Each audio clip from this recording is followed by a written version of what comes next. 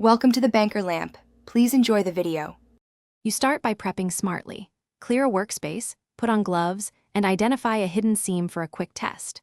Once you confirm the test patch responds, mix fresh lemon juice with 1/2 cup salt for a paste, or fill a spray bottle with 3 parts hydrogen peroxide to 1 part water as an alternative.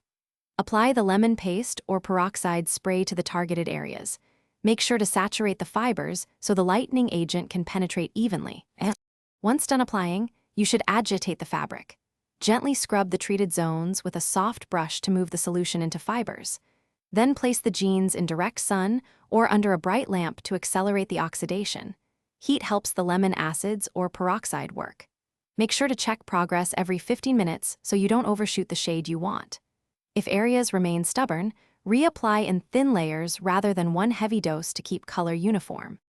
When the color is where you want it, rinse the jeans thoroughly with cold water to stop the chemical action, and give a baking soda rinse to neutralize residual acid or peroxide.